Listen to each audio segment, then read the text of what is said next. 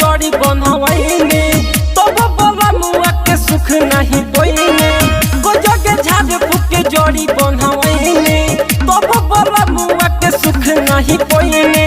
छोट के छोट बाकी बड़ा ना होला, छोट के छोट बाकी बड़ा ना होला।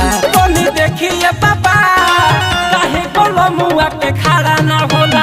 कोनी देखिए बाबा काहे बला मुआ के खड़ा ना होला। रिकॉर्डिंग स्टूडियो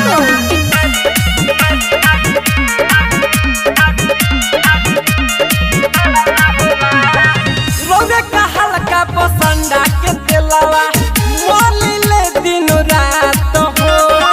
फायदा न कुछ बुझाइल ये बाबा फेरी ले की तनो हाथ हो।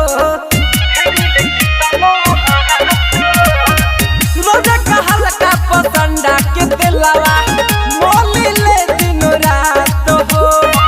फायदा न कुछ बुझाला ये बाबा फेरी ले के तनो हाथ हो। सुखल दाढ़ी को बुहारा ना होला, सुखल दाढ़ी को बुहारा ना होला। हाँ देखिए बाबा हटा के हमारा खड़ा ना होला। तुम देखिए बाबा ये के हमारा खड़ा ना होला। ये के हमारा खड़ा ना होला।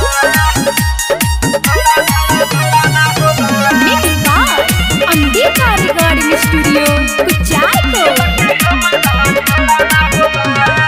जब से आईने गवना करा के कभी बहुत हम दुख में उत्तम सारा मान सुमिश्रा सने अब कहिया सुख में।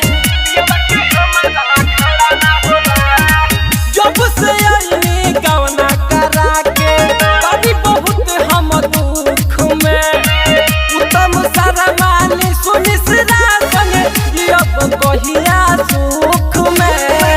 राजा मोपुर धन सहारा ना होला, राजा मोपुर धन सहारा ना होला। तुम देखिए बाबा, तुम देखिए बाबा कहीं बोलो मुआ के खड़ा ना होला। तुम देखिए बाबा कहीं बोलो मुआ के खड़ा ना होला।